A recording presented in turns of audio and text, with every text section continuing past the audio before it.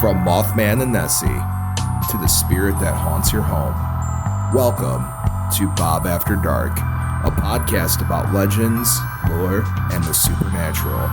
So turn your lights down and your volume up and enjoy your trip to the shadows.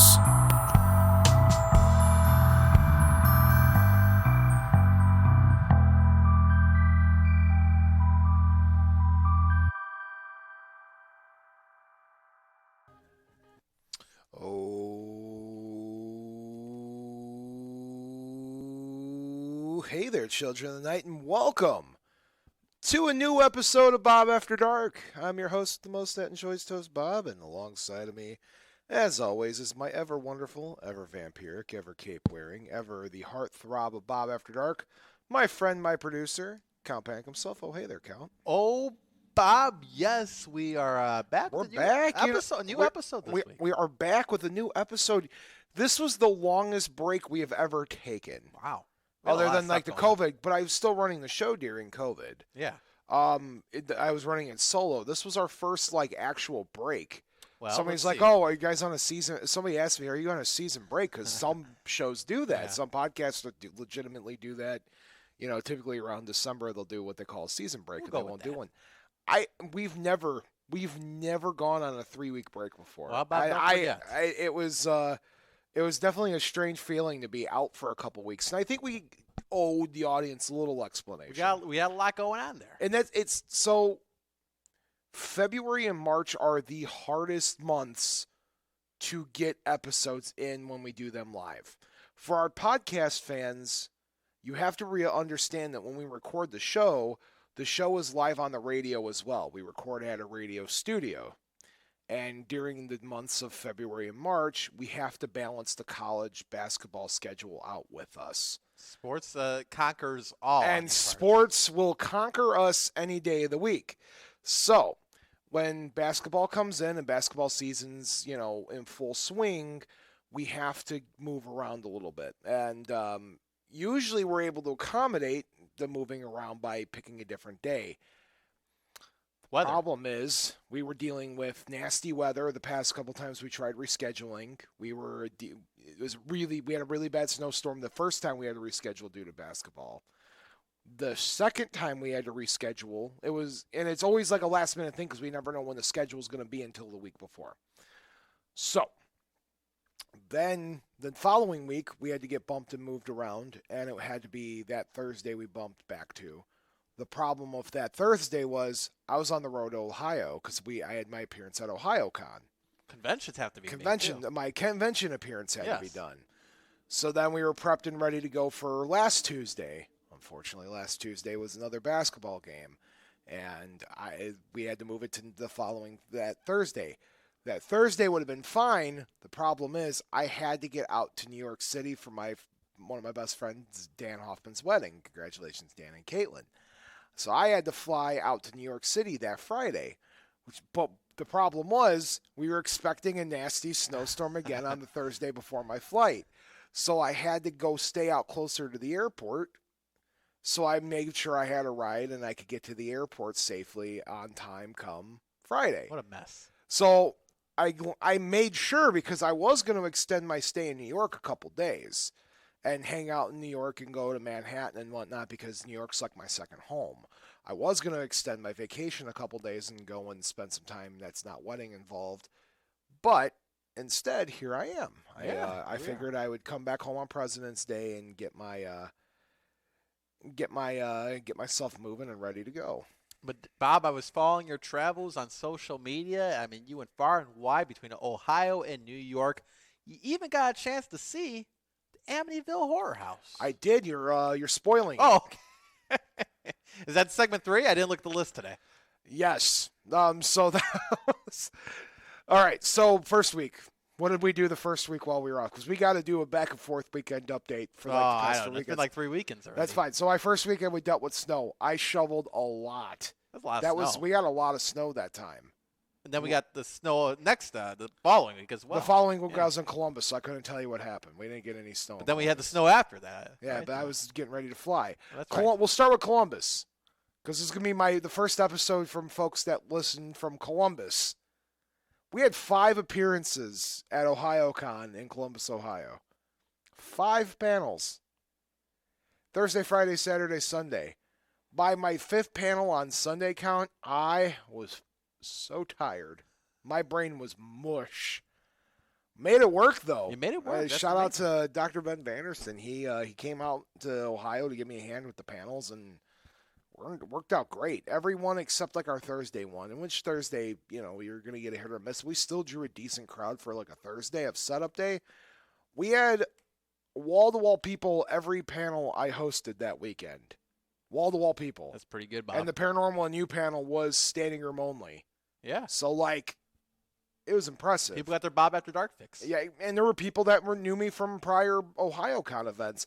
And believe it or not, there were people that listened to all 5 panels. There were people that showed up to all 5 of them. I called them my fivers. They were there. They did their thing. These were hardcore groupies. They were hardcore Bob After Dark fans, absolutely. Yeah, I guess groupies, right? Groupies? I suppose. Fans? I saw them all together for like 7 hours. Yeah. And I was impressed. They're out there when you get off the plane. They're all standing by, waiting for you to get off the plane. Yes. Yeah. So that was OhioCon in a nutshell. I didn't get to do any of the. I didn't get to go to Char Bar. Usually I'll do the Char Bar or the Art Deco bar, the haunted bars in the Draft House. Usually I'll go to one of those two when I'm in Columbus because it's the haunted bars in the area. I did not even get a chance to do that. I ran around nonstop while I was in Columbus, either bouncing, working the booth I was there with, or doing panels, or just trying to collect myself, man, because it was a hectic, nonstop, boom, boom, boom, boom, boom weekend. It was a busy weekend at OhioCon. But Ohio, one of our finest states of the union, I would say. I would argue that we're almost as big as in Ohio as we are in Wisconsin. Really? Yeah. Listen, the Ohio crowd absolutely loved us. So shout out to OhioCon and Joey from the panel staff for getting us involved. And once again, this was my 3rd time presenting at OhioCon, 2nd time in person, because last year we did the eHioCon over the virtual stuff. Yeah. So it's my 2nd time presenting at that show, and Ohio loves us. So we're officially big in Ohio. I hear you have a summer home in Ohio. I will be at some point, I'm sure, because that Columbus loved it, man. They were big fans of the Bob After Dark universe. From Columbus to Cleveland. Well, it didn't make it to Cleveland, but no, that's it. There you go. Yeah, perfect. And then last week I was in New York City for my friend Dan's wedding. Asking once again, congratulations, Dan and Caitlin. I know they listen every week. I was out there for his wedding. I was one of his groomsmen. So this time I stayed in Long Island. My first time going out to New York when I didn't actually stay in Manhattan. Usually I go in and I stay in Manhattan. That's obviously the borough you typically stay at, but they live in Long Island. So flew in and I still hung out in Long Island. Now you would think, well, Bob, you're busy with a wedding for the weekend you're there. Can you fit in any paranormal excursions while you're on your trip? You have to. The answer is yes. Thanks to Josh Yoder with the New York City Ghostbusters and New York City Ghostbusters Tours. You should look that up because they do tours in New York City of the Ghostbuster filming locations and stuff. Josh knew the location of the Amityville Horror House. Then they've changed the address and they changed the way the house looked. Okay. Yeah, I want to find out more about this. So they the changed owners, the way the house looks. So after Creepypasta Month, we'll do an Amityville Horror House. I promise. We'll do that episode.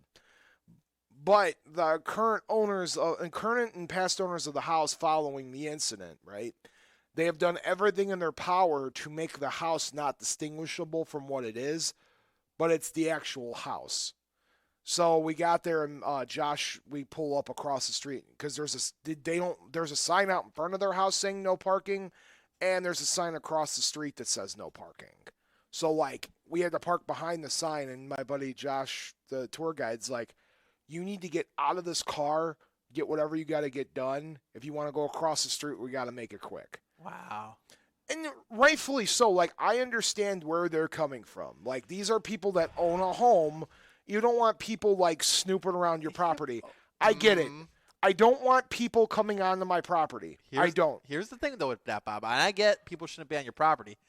But when you buy the Amityville Horror House, that people are going to come look at the house itself. I think it comes with the territory that some folks may have to cross over on your lawn. Not saying it's right, but it shouldn't be shocking to them. No, that's so I get where they're coming from. I do. But on the same regard, it's like when, for example, the last time I was in San Francisco, the first and last time I was in San Francisco, they had somebody recently bought the Full House. And this was right when Netflix announced Fuller House, right? When I was there last. Yeah. And you had a line of people like just going there and taking pictures in front of the house. And people live there. And you could tell them like opening up the blinds and looking out and being like, oh no, there's still people out in front of my house. I get it. I mean, I understand. But for people being across the street from the house, it's arguably, I would say Amityville is in the top 5, if not top 3 most haunted houses in America. It might even be the most haunted house in America. Wow. And it was, so you're going to draw people's attention to the house.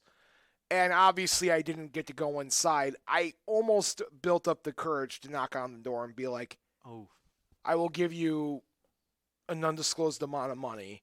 Can I please just wander through your home? I won't take any pictures. You can follow with me. I just want to see inside the house. I'm sure people have done that before. And I'm sure I think I had enough money to probably bribe my way into the house if I wanted to.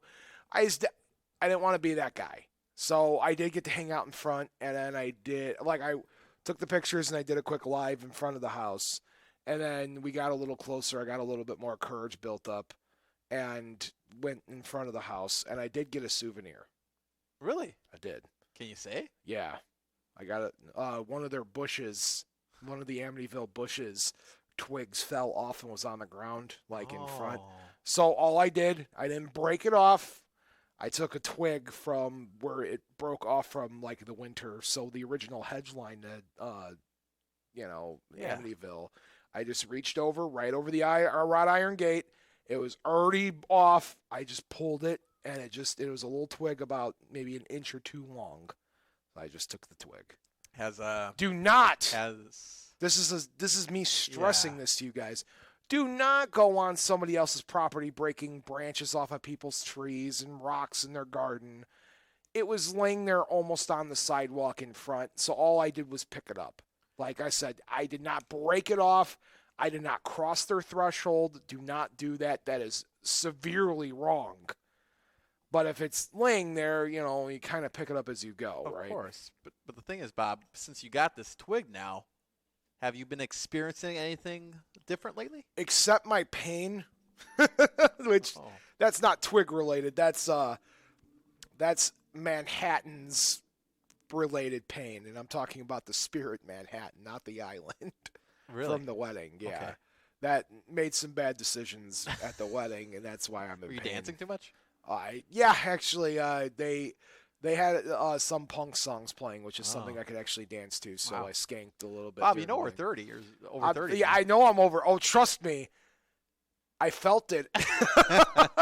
You can't be dancing like that anymore. My God. I woke up the next morning, and my friend, my newly found friend, Francis, one of the groomsmen, gives me a ride back. I woke up, calm, picking me up and get me back to the airport. Oh, my God. I was like, back in my day, I could drink, a whole night's worth of Manhattans. I had 5 Manhattans at this wedding, and I'm still feeling them 3 days later. Yeah. Yeah. And boy, we were doing some two-stepping and some skanking from the punk parts of the songs, and my God, my body feels it. So, but no, I'm not dealing with any kind of problems. Good, really. Good. So the twig is just it's not causing you any harm. That's no, good. But I can say I legitimately have something really cool from Amityville, and that's pretty cool. All right. Well, hey, that sounds like a great trip. But I did see the picture that you posted. Yeah. They did change the windows. They did, and they did that on purpose because the iconic Amityville windows were the bay windows. Yeah. The bigger ones. That's the iconic look. So they changed that, but you could tell, right away. Yeah, the house is still. The house, you could tell the shape and everything. So it was really cool to be there. But how do you change the address, though? I mean, now it's just it's just to throw people off the tracks? Mm. Okay.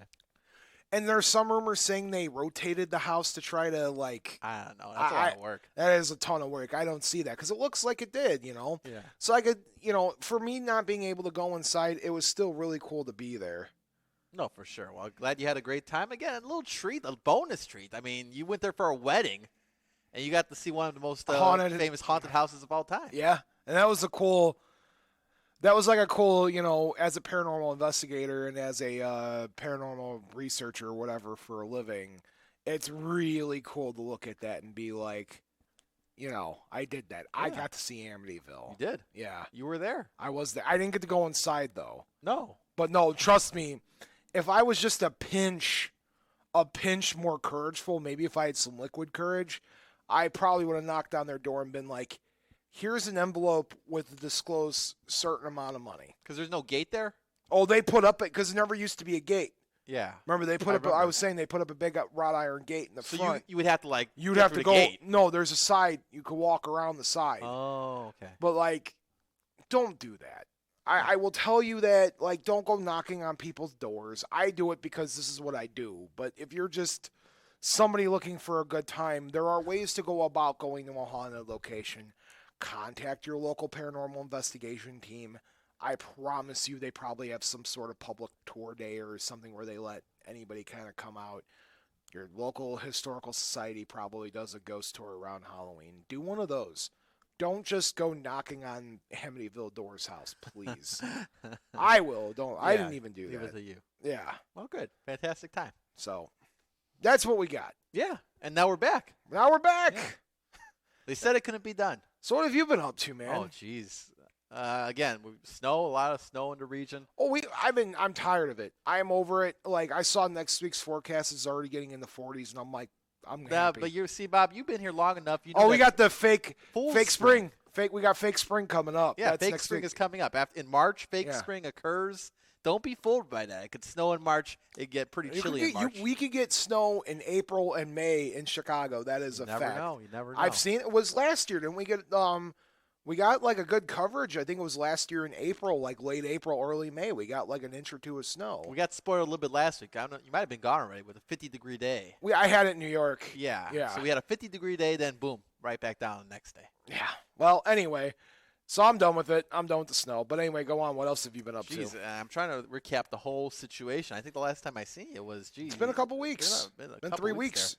But nothing too substantial. Again, chugging along here. Cow Panic is in the region.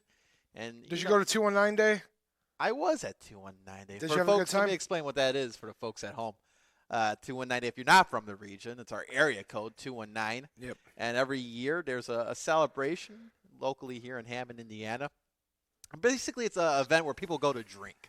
And they debate what's really the region. Some folks say these cities and towns are the region. Some folks say these cities or towns are part of the region. I'm pretty generous with it. I give a big scope of area considering it is the region. And it has a 219 area code. But I did go to that, Bob. I didn't wear my cape, though. I was in disguise as my normal self. But, good time there. And, again, if you don't have to go to this Civic Center to have a great 219 day. You could be anywhere. Heck, the Midwest, the region, just pick up a couple sliders from White Castle, get a Portillo's shake or whatever you need to do, and enjoy yourself, Bob. But other than that, I've been keeping busy. That's good. Well, you ready to dive into the show? Oh, yeah. Okay. We should do that. We should. It's the first time back in a bit. Do we know how to do it? I'm shaking off the rust here, man. I've been doing public appearances. We have another public appearance this Friday at the Dark Matters Podcast Festival in Elgin. We were just discussing that. And I will be along. You will be. Yes. You will be at. You confirmed. Because it's and again we should restate this too. It's tough for me to travel like you do. Yeah. Ohio, New York. I can't. I got to work. I got to make a living. But when it's close enough, I will make the appearance, and we'll be there this Friday. And that's any Chicago con guys that are here or something. Even in Indianapolis, Panic could come out to.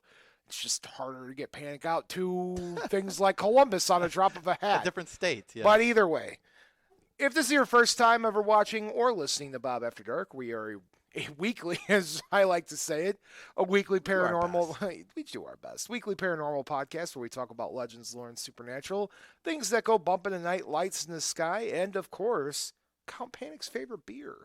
Ooh. For the Wisconsin folks at home, Spotted cow. Spotted cow. Ooh, that's a It is good one. That's a good one. It might be that's pretty high. That's a positive. Spotted cow. Would you like to know mine? What is it? PBR Extra.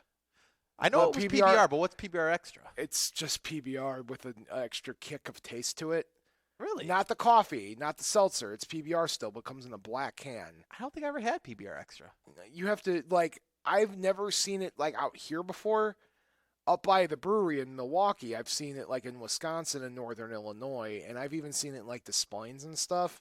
So it's just higher content? It's a little bit higher at content, but the taste is actually better than PBR. Really? And that says a lot because I'm a connoisseur, if you will. I do enjoy a good beer once in a while. But I want PBR Extra, man. It's just that's my favorite beer of all time. But it's not available everywhere, though. I've never seen it. I'm sure somebody out there is gonna be like, "Oh yeah, Bob, I saw PBR Extra at my fill in the blank liquor store." Yeah, dude, try it. Seriously, I highly recommend it. Keep it in mind. Count. Let's dive into my, one of my favorite parts of the show because we usually split the show up into two parts. Yeah. The first part we talk about weird stuff in the news. It's the weird, spooky stuff in the news. These are weird advances in science fiction, or if there's a strange news article relating to the paranormal, cryptid sighting, anything like that, or saying advances in science that borderline on science fiction, so weird discoveries, et cetera, et cetera. We talk about these news stories, and then the second part we do the lore of the week. Well, the first part we're diving into the news part. Okay. And as we are recording the show, it is February 2nd, 2022, or 02/02/22. Today. Or 2222. 2/2. Yes. Now, on Tuesday, I know a lot of people were excited about Taco Tuesday, getting 2 tacos on 222, right? Yeah. That's fine and dandy. Clever. What if I told you there was a Bob After Dark meaning behind 222, a spookier, interesting metaphysical meaning behind the numeral meaning of this date that we're recording, because we are recording on this date. Yeah. And it's significant because of this. Big day. All right, so I'm reading this. It's astrologers are explaining the power shift significance of 222 for the U.S. This is in the NY Post, written by Brad Hamilton, and I will read it as such.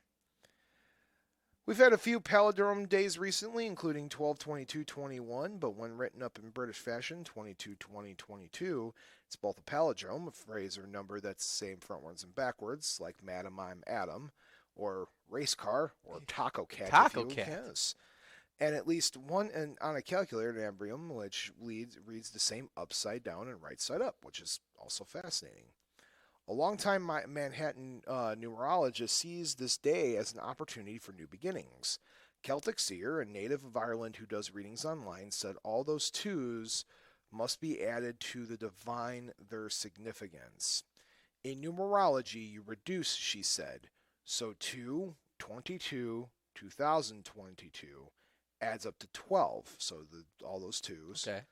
Then you add the 1 and the 2 together to get 3. And that number 3 is important after the 1 and 2, so it reforms the sequence. It's like a new beginning and also self-expression. That's a very powerful tool. As for what this evening is supposed to bring, during this broadcast right now, you're expanding outward, bringing more elements into your sphere. It's an opportunity for those who choose to do so. There's always going to be pain in learning, but there's a light at the end of the tunnel. And if you don't see that light, Ruby Tuesdays is offering a $2 mini margarita and beer. It also turns out today's National Margarita Day. How about that combination? It is. Astrologers also say that the United States will experience its first Pluto return. In this case, the first time the planet, which is associated with transformation and power, will come back in the position it was when the Declaration of Independence was signed and ratified on July 4th, 1776. As a result, they predict a radical power shift. According to horoscope.com writer Sharon Campbell, Pluto returns in France and Russia mark the deaths of Napoleon and Stalin. Spanish dictator Francisco Franco relinquished power during Spain's last Pluto return. Some even argue that UK's last Pluto return coincides with the unofficial fall of the former world empire. Historically, this time is marked with a lot of change, and most believe that the U.S. that will be no different, Campbell told the New York Post. For Jules Zia Passel, tomorrow, this date is something that she's been eagerly anticipating since childhood. Born in 2000, she will turn 22 on 2/22/22. And it's been the birthday I waited for. I didn't care about my 21st at all, she told the Washington Post. My whole life I've been trying to find meaning for it, and I'm still searching. But one expert demanded expectations. Tuesday, as they're calling this, carries absolutely no historical significance or any cosmic message, posted Barry Murkowski, a sociology professor at the University of South Carolina. Yet it does speak volumes about our brains and cultures. I say, Mr. Murkowski, let people have fun. Murkowski, who describes himself as a social psychologist who studies paranormal claims and pseudosciences, discounts popular interpretations about such things as a bunch of twos piling up on the calendar. They are nearly as absurd from scientific perspective, but they're great for illustrating how our brains, people, and cultures work together and create shared meaning. Hashtag panic stick. You know, I did hear some about some of that whole Pluto situation. When you think about that, Bob, how rare is that? How often could that occur? I know we talk about, the significance of 2/22/22/22, but the fact that the last time this happened was 1776 and Pluto's returning back into the atmosphere, how wild is that? It's pretty wild. Well, I mean, it's not in the atmosphere. It's just it's coming down here, Bob. It's just the way it's aligned. It's not crashing into Earth before we start causing a mass panic, no pun intended. Yeah, you never know, but it's rotating around us or something. Yeah, it's in the vicinity. It's in sight. And Mercury is in retrograde? I don't think it is. I think we just ended that. And the veil is at its thinnest? No, it's not. But let me keep talking for a second. Let me see. All right. Well, again, there's a lot of a lot of ins and outs to this whole situation here, but yeah, I mean, people are taking it for a fun little holiday, bonus holiday we're having here, but yet there's some impactful meaning behind it. Yeah. To answer your question, no, Mercury is not in current retrograde. Oh. I think it's Venus. Mercury is not in retrograde until May 10th. Okay. So May 10th, Mercury gets back into retrograde. And Pluto is a planet. Pluto is, I believe they declared it a planet again. Yes. But Pluto's within this thing. Now is the time. I know our podcast fans are going to miss out on this. Get your intentions out there, man. When I drove into the studio today, I put out all my intentions despite my very tired demeanor. Even though I slept a long time, I know the Pluto thing's affecting some people's moods. It's definitely affecting mine. But I will tell you, get your intentions out there. It's exactly what I'm doing. Yeah. This is a very powerful moment in the world. And to that gentleman who's doing the bashing of the two Tuesday, what's the problem? Let people have fun. People have fun. It's I will. Margarita Day? It is Margarita Day. I will tell you 100%, I am not a numerologist. No. I am not. I wouldn't even go as far as saying I dabble. To be completely honest, I know the bare minimum when it comes to numerology. It's not something I focus on too much, to be completely frank with you. I have a couple books on the subject, so if something comes up and I need to research it, I have something quick that I can open up and make a reference to. Yeah. But I don't know. I'm not a very good numerologist by any means. We got a caller. Let's just take it live. We're going to take it live on the air. I have a feeling it's John because I haven't spoke to John in a couple of weeks. You're on the air, listener. Hey, take it live, Bob. Hey, where the heck you been, man? Now, you see, John, we went through this whole explanation. I've been on the road. Columbus, New York, and snow is keeping me at home. Yeah, I heard you, but you know what? I'm not on social media, so I can't follow you. So we're going to have to find some way to keep in touch. Man, if only you were related. If only you were related. If you only were related to somebody on my production staff. I'm kind of stuck in the 50s like my brother. He don't have a cell phone. He don't have a computer. He don't have cable TV. Count Panic. Some of that stuff, but I don't have I'm not on social media. Not social media. Count Panic, why can't we should probably I think there's somebody we can get in touch with at the studio that can let John know we're not on. We'll find somebody. But anyway, John, what's on your mind? Thanks for calling. We missed you. Yeah, well, nobody has to tell me. I just put it on, and if there's a basketball game on, hey. But hey, happy 2/22/22 Margarita Day. But I'm always intrigued listening to your show. You know that, right, Bob? Oh, I know that, John. But what kind of really floored me is that your favorite beer is Pabst Blue Ribbon. I love, and people make fun of me, John, because I do. I said, wait, hold on. I'm not making fun. I'll be honest with you. I didn't even know that was still being sold. It is. There's a whole culture behind people who drink PBR. Really? Yeah, and I drink I like the PBR Extra to be exact. By the way, folks, this is a quick disclaimer. Don't drink unless you're of age. Thanks. There you go. You could actually go. Again, I'm serious.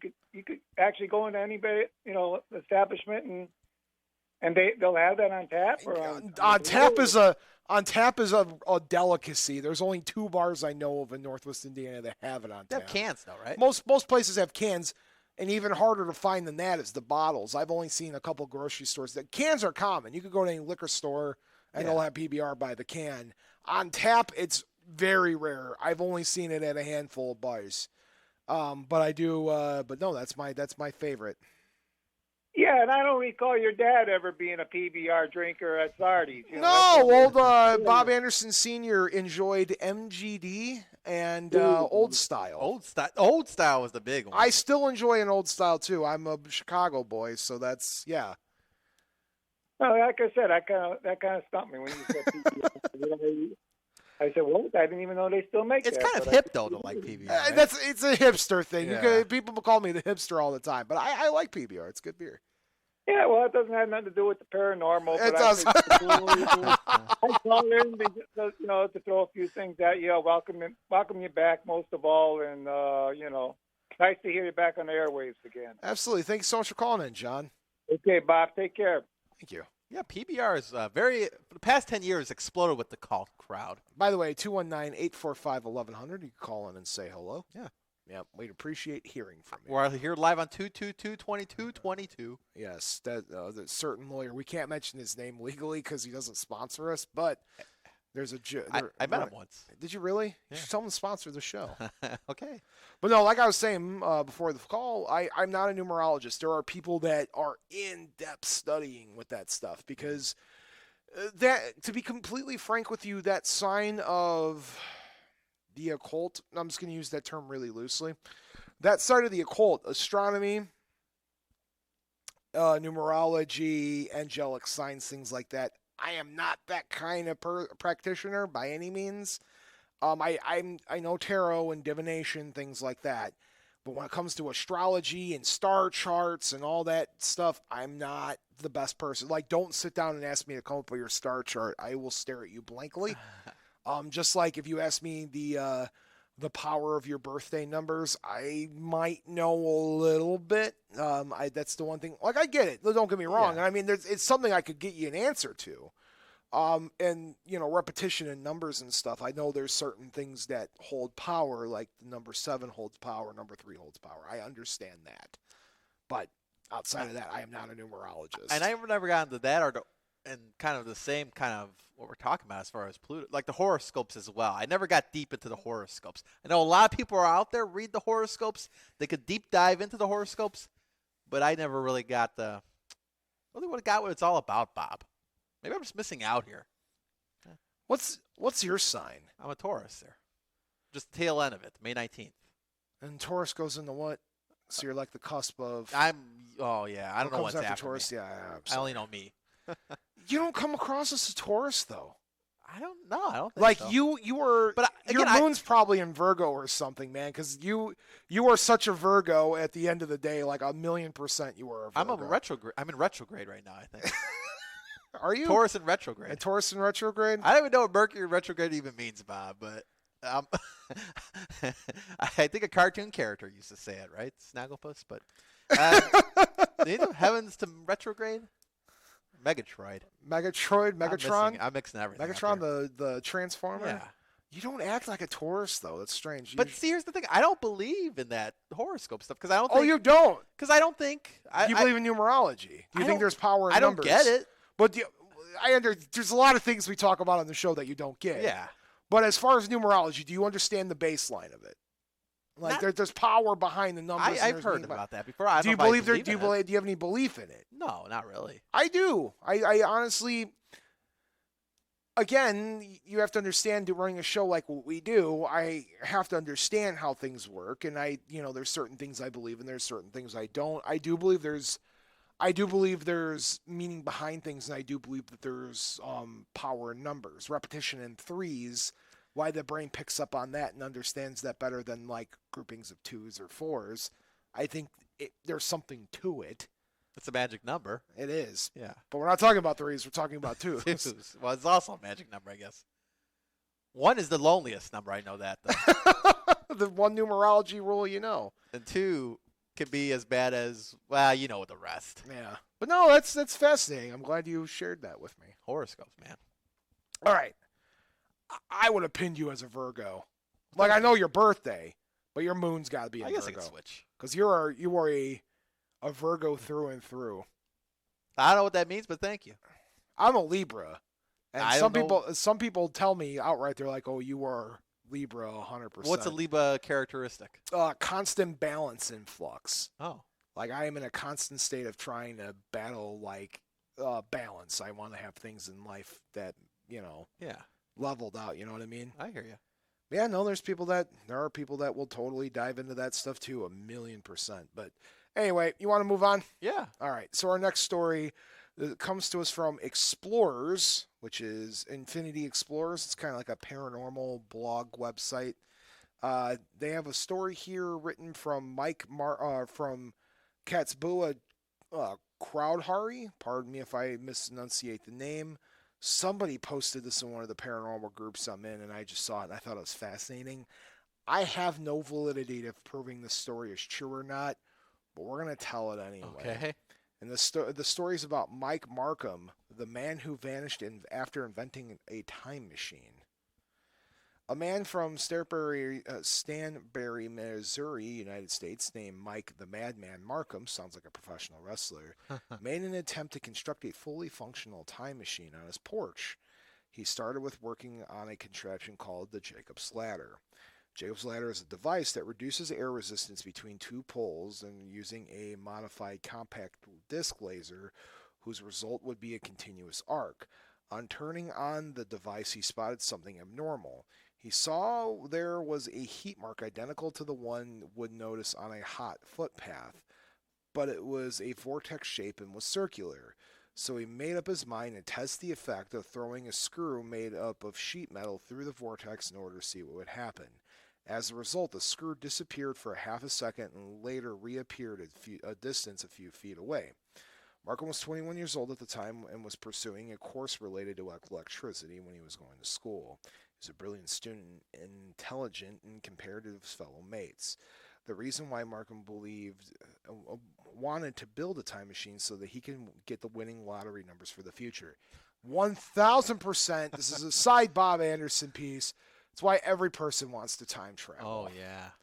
However, Markham was confronted with the issue of requiring a large amount of power supply in order for the time machine to function effectively. The CD laser caught fire almost after a few seconds after the first few trials. He figured out he needed to use a large transformer to rebuild the machine. He intended to purchase new transformers, but they were rather expensive. So he changed his mind and stole 6 transformers worth more than £300,000 from St. Joseph Light and Power Generating Station in King City. He caused a power failure which resulted in a total blackout of several blocks throughout his neighborhood while he was testing his experiments. As a result, he was found guilty of stealing transformers and was arrested a few months later after the blackout on January 29, 1995 by the Gentry County Sheriff Eugene Lupfer. After completing his jail sentence for several months, Markham was released and was invited to speak on Coast to Coast Radio, hosted by Art Bell at the time. As a guest, where he told the story of the screw and had plans to build a time machine. He also vowed that this time he will do it the legal way. In the radio show, Markham told him that he still wants to try the experiment but lacks resources which include both money and spare parts. During the interview, he publicly told the mobile number It told this mobile number because of what she received nonstop calls for 3 days. Many listeners contacted Markham as they wanted to help him with funds, ideas, and spare parts. The bits of help and donations made his project more powerful, and the level of the project was much bigger at this time compared to earlier. This time he wanted to test the time machine on himself, so he increased the power from the engine from a kilowatt to 3 megawatts, which is a lot. From the little bit I know about like the electrical planes and stuff, that's a lot of power. What was it, Back to the Future? Gigawatts? 1.21 gigawatts. But anyway, to make the experiment more effective and more efficient, he also installed a rotating magnetic field similar to what the U.S. military in the Philadelphia experiment. A year later, Mike was again invited as a guest by Art Bell, where Mike claimed that this time he experimented with more advanced and more sophisticated time machine.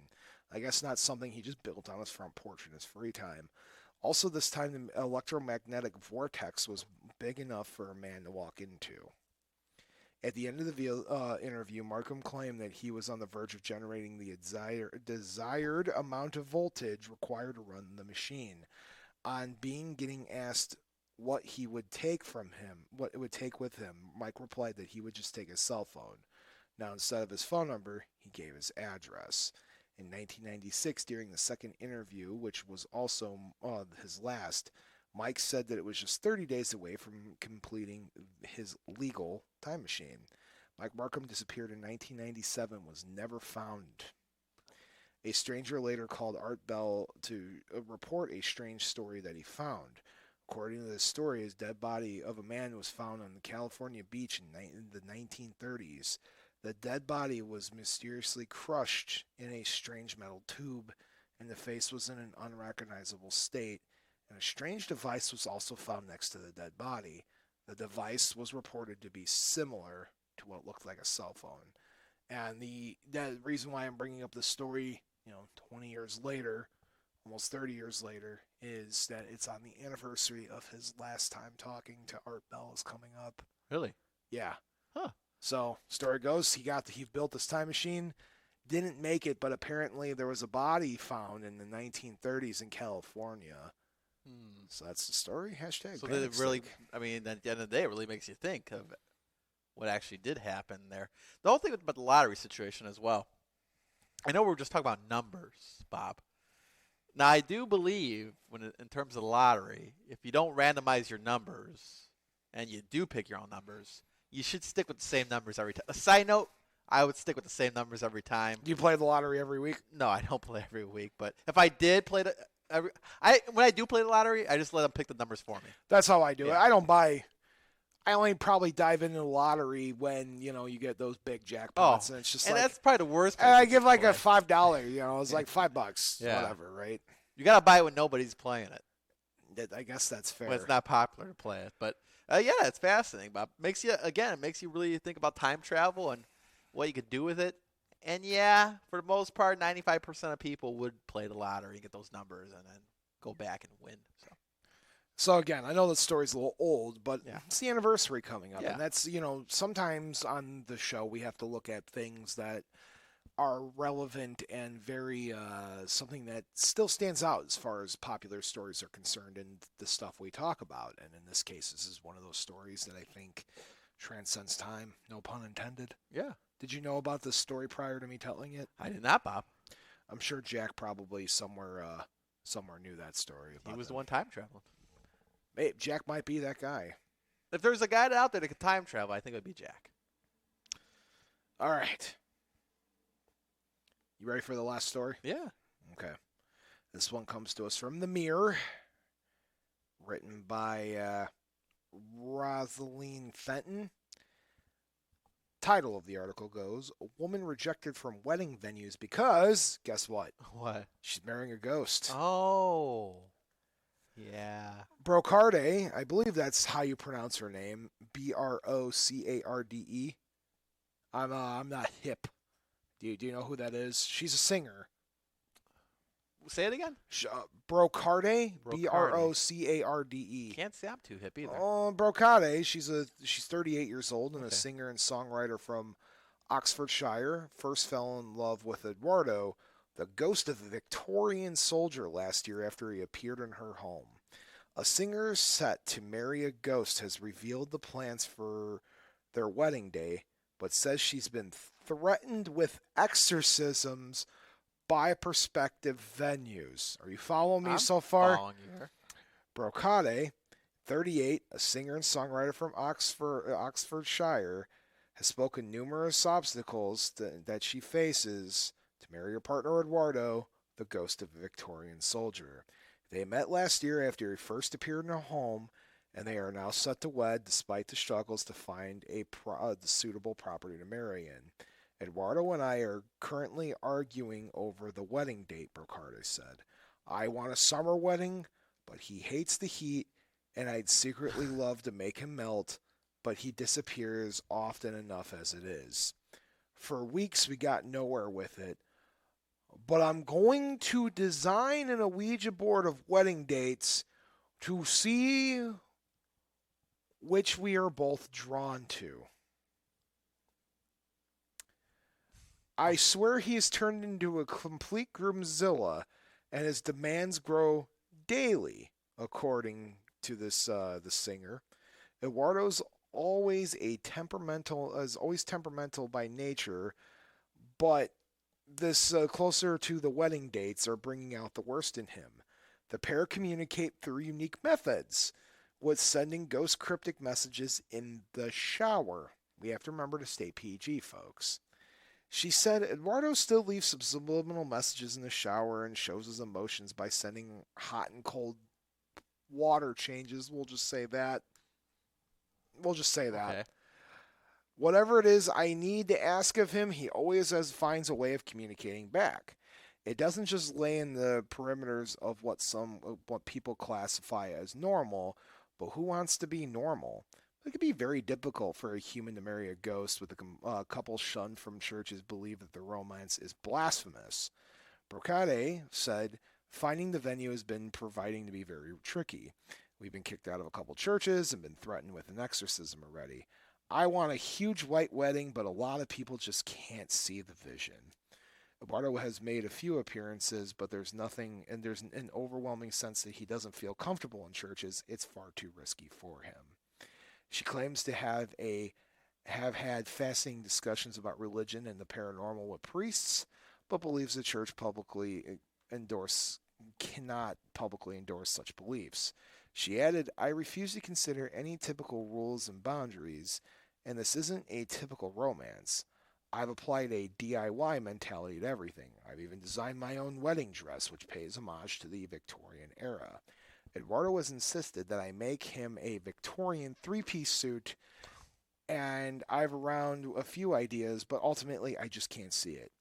I'd prefer him to surprise me pulling a morning suit from his old wardrobe.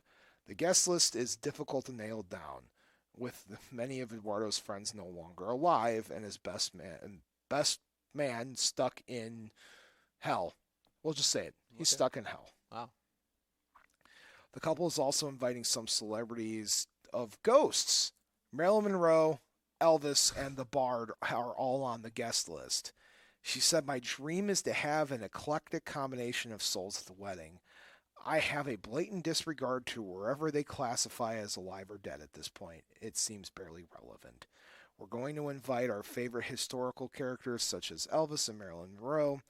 William Shakespeare would be warmly welcome, particularly if he's reading a sonnet, so as long as he doesn't reenact Hamlet on my special day. I don't have 4 hours to spare for someone else's drama. Eduardo desperately wants one of his fellow soldiers to be his best man, but apparently he went to hell in 1875 for running an opium den of all things. And I guess this character hasn't been reached ever since. Eduardo proposed last November in 2021, and I thought I was dreaming, and then I fell back asleep and I awoke and the ring was gone, as the person said during the dream they had of being proposed to. And he's really pushing on the edge of creativity and challenges me to be an open mind to a whole new world.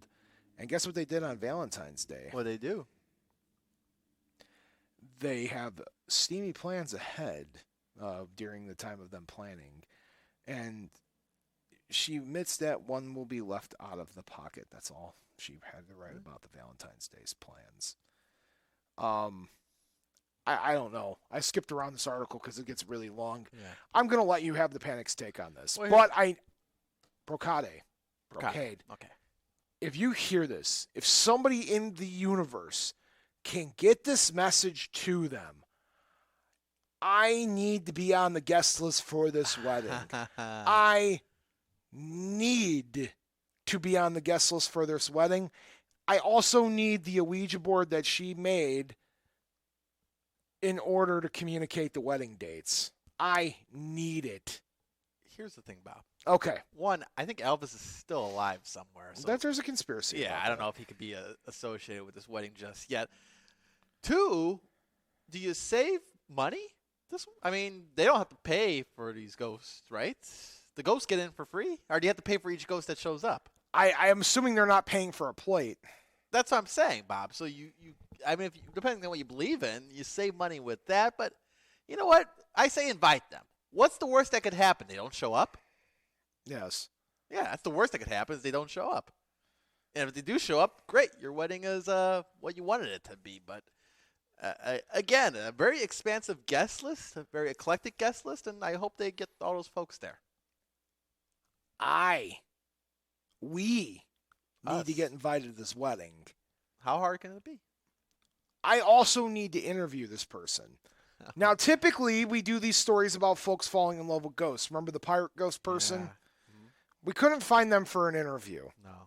This is a singer and a songwriter. Is this like a famous person? Or I don't know. I never heard of this one. I don't know. I'm going to send this over to you. Yeah, you need to cook up whatever ability you have. I'll pull some strings. You're going to have to pull every string you have available to you in order for us to not only get invited to this wedding, because we need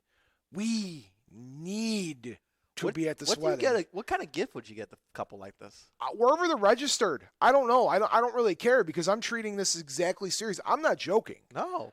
This is the wedding of the century. Of the century. Of the century. Okay. This is the wedding. Yeah. And I need to be present for it. I need to witness this. What would you do? You have to make conversation with Elvis and Beethoven and I don't know. Shakespeare. Well, you and I are about to sit down and figure out what we're going to have to do because we're getting invited to this wedding. I'm sending you over. I'll see what I can do. Okay. All right. And in the very least, I want to interview this person because I'm not making fun of them. 1,000,000%. Like I'm 1,000,000% serious. I appreciate somebody in the public light that can step forward and have this, feeling, etc. But like, I need this in my life. We need to go to this wedding. Okay, and I need to talk to this person. I'm sending you over the story, and I'll be posting this on Children of the Night for you guys to take a peek yourselves. Perfect. All right, Count Panic? Yeah. Ready to take a quick break? Sure. All right, folks, it's a little late in the show, but we had a long catching up to do. Folks, stay tuned. You're about to hear some words from a podcast you should be listening to, and for our live audience, stay tuned. We will be right back.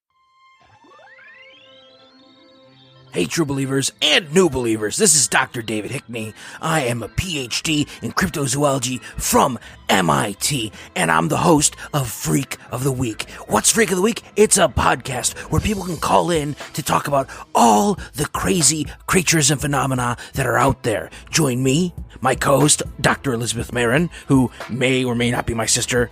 Spoiler, she is my sister, as we discuss such amazing topics like the ghost of Dave Coulier, the lost city of Miami, aliens, feline warriors, and much, much more. Freak of the Week comes out every week, hence the name, on Fridays. See you then. And we're back.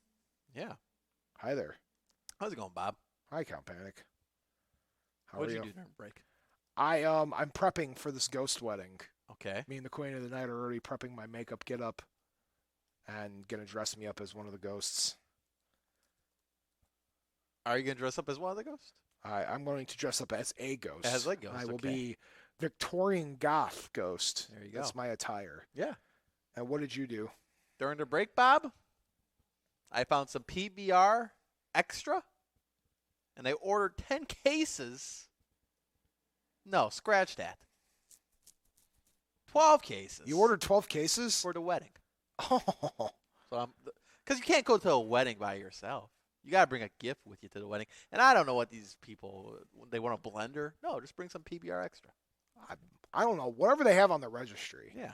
Like, I'm going to dwell on the story forever. Like, I read the story, but, I always read the stories prior to doing them because I got to see if it's, worth mentioning. But that is the single greatest. That might be my favorite story we've ever covered on this in our couple of years of doing Bob After Dark. Like, that is my favorite story we've ever done. Yeah. 100%. Okay. Anyway, moving on. It's Creepypasta month, despite us not seeing each other for pretty much the entire month. So we got 2 episodes left. We might do an extra episode in the Creepypasta month just because this is, in fact, my favorite month of the year to do episodes. Mm-hmm. This and Failure month being our oldest tradition of theme months. Creepypasta month, something we did last year starting, but it's so much fun because creepypastas typically are fiction. They're typically a piece of something that never happened, but it's fun to have modern horror stories that inspire people's paranormal beliefs in the future. So things like Slender Man we talked about last year during Creepypasta month. Are you paying attention to me? Yeah. All right, something like you just looked like you were staring off into the distance. Yeah, I'm looking at the screen here. There's something kind of weird going on. What's going on? Nothing technical, but like by you. What do you mean? Not like there's someone floating.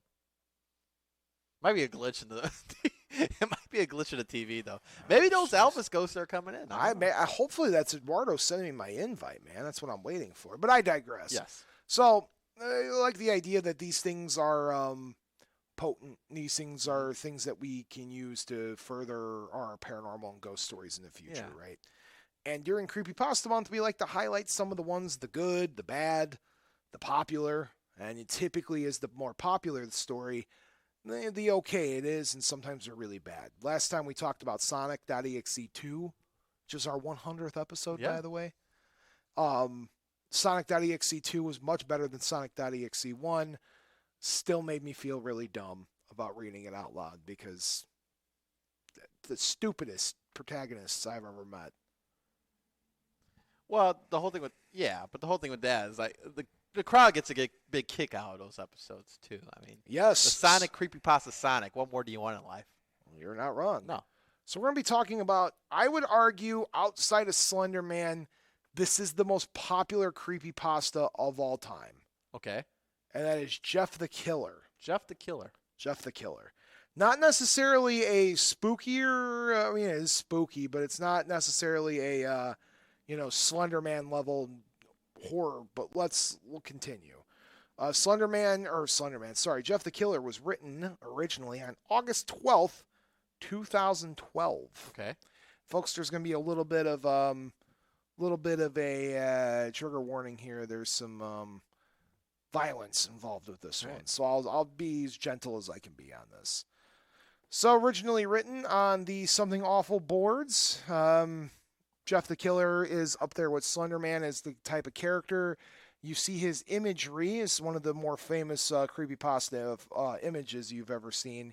Maybe you've seen it's the person with the white face, the blacked out eyes with just the one pupil, the pupils in the front, and then the Joker-esque smile across the face with the raggedy black hair. Story goes as follows. You wake up at 3 a.m., disturbed by some subtle shifting sound within the room. Just on the edge of hearing, propping up on one arm, you survey the room, looking for the source of the noise, hoping beyond hope that you won't find one. At first, your hopes are raised. Everything seems to be silent. Everything seems to be still. But it isn't. From behind the long concealing drape of the curtain of a voice, with a flickering serpentine hiss, whispers, "Go to sleep." Suddenly, you know what's about to happen and exactly who is waiting to meet you. As recognizable and widely as he's feared, Jeff the Killer is the villain of numerous stories littering the internet, is one of the most widely reference creepypasta characters of all time. And this is written right off the creepypasta website, creepypasta.com. Firstly, for those unfamiliar with the character of Jeff the Killer, the most widely known creepypasta character, one of, other than Slenderman, I'd argue, the story is usually linked to the version of the image of what we were talking about a little bit before, and noseless face, bleached white skin, the long leering permanent grin, and lengthy black hair. For just a quick overview of what Jeff the Killer is, as a 13-year-old, Jeff, or Jeffrey Allen Woods, or Jeff C. Hodick, depending upon who you ask, moves with his parents and brother Louis to a new town. Here, Jeff and his sibling encounter 3 bullies that threaten them with knives. As it always goes back to like that bully trope in high school of kids always having knives. Jeff beats these bullies badly, with Louis taking the blame for the assault and being carted off to the ever-reliable police. Guilt-ridden and depressed of having Louis take the blame for his actions, Jeff's day gets even worse when he meets the bullies again and is horribly burnt in an attack with alcohol and bleach. This burning results in Jeff being permanently disfigured, his skin bleached white, and physically his mind just snaps after that. Upon being discharged for some reason, the doctors apparently attributing Jeff's insane behavior to the painkillers he's taking, Jeff arrives home and proceeds to make a bad situation worse by mutilating his already disfigured face, cutting a permanent smile into his lips and cheeks, and burning his eyelids so that you can always see his face. Jeff then kills both of his parents and his brother Louis, meeting him with the instruction, "Go to sleep," before stabbing him and disappearing onto a wider, less discriminating killing spree, which would seem to continue to this day. Back to the Creepypasta website. According to Creepypasta explanations, Jeff's fixed grin is due to scarring he inflicted upon himself. His eyes stared widely because they were burnt off of his eyelids, and his skin was lily white as a result from horribly being burnt by bullies with a combination of alcohol and bleach.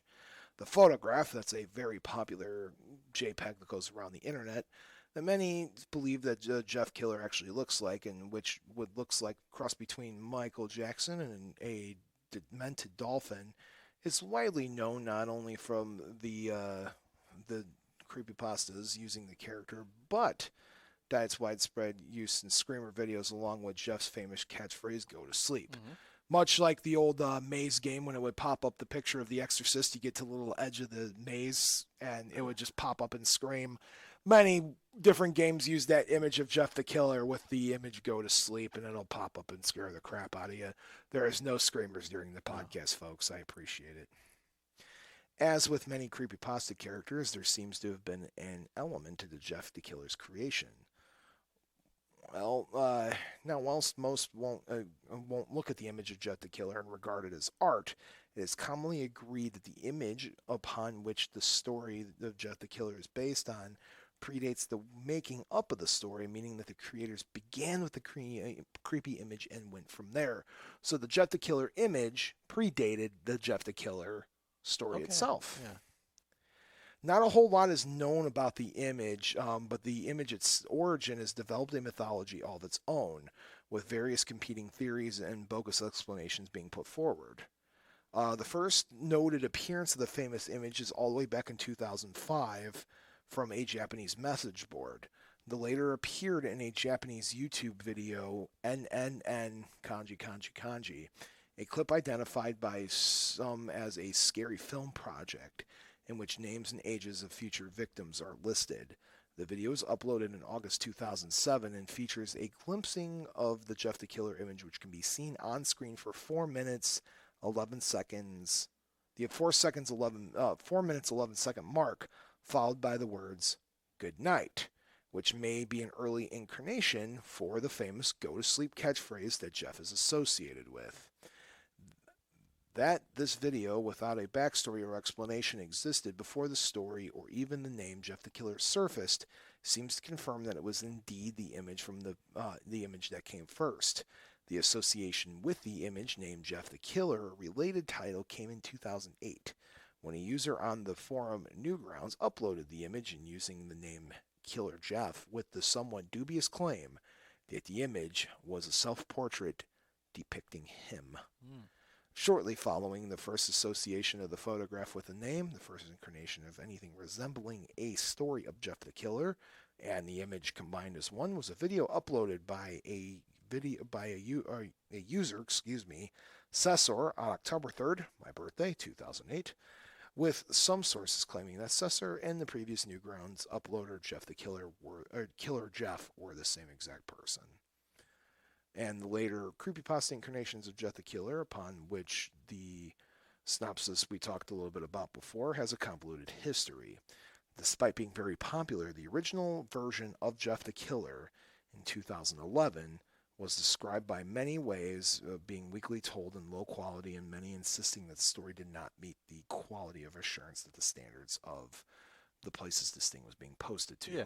You see, Slender Man was being posted to something awful forum boards for the spooky monster stuff, and Jeff the Killer was a character that people wrote a lot of stories about because it was a popular thing, and there were a lot of games, and because of that, the quality of the stories dropped, so people were giving him a lot of flack.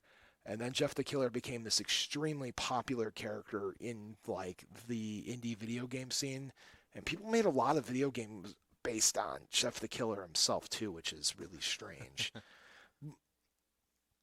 But the main story always begins with an expert from a local newspaper on this known killer is still at large, and they always talk in the newspaper article in the original story, because we went over the synopsis, but they always talk about these people sleeping in their bedrooms, and they wake up to noises in their bed, and then they hear a whisper, "Go to sleep." And then they wake up and they see some version of Jeff the Killer. It's Jeff the Killer. I think Jeff the Killer is a very interesting story, albeit short, and keep in mind that people have written many a sequel and their own variation on Jeff. I prefer what I believe Jeff the Killer was inspired by to begin with the large mouth and the kind of grotesque-looking face. And that is the Japanese yokai Kuchisake Onna. I believe I've seen this before. Well, it's a popular ghost story out of Japan. The Kuchisake Onna, instead of saying would go to sleep, she would lure people in the streets with a face that was covered up by a mask, and if she approached you in the street, she would remove the mask and say something like, "Do you think I'm beautiful?" And you see this grotesque face with this ripped, carved smile, just like Jeff the Killer. And if you say something like yes, then she will carve the smile into your face as well.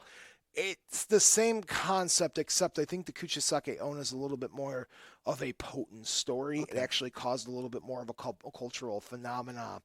Whereas I think Jeff the Killer is just a popular creepypasta that I think's only really big here.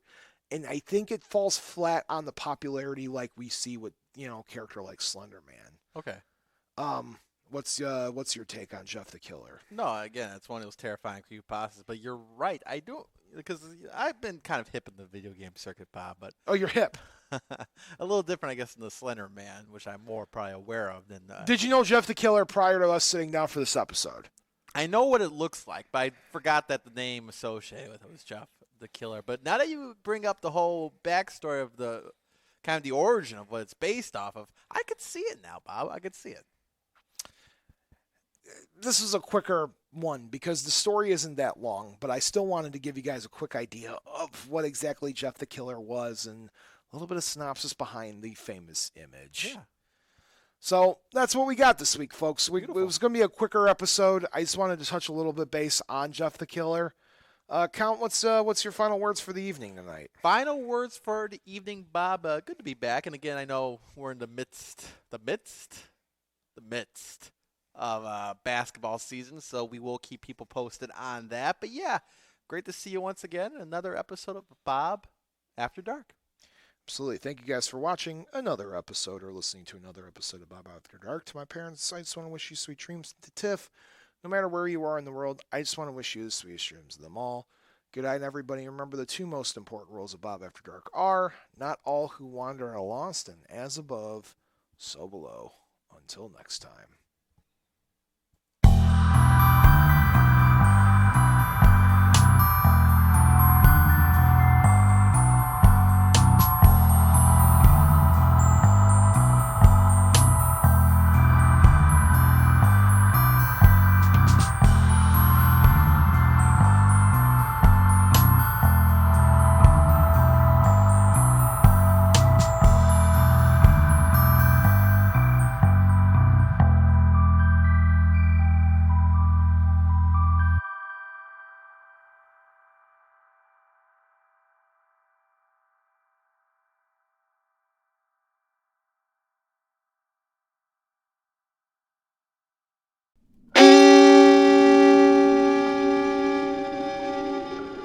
Memoriam Development.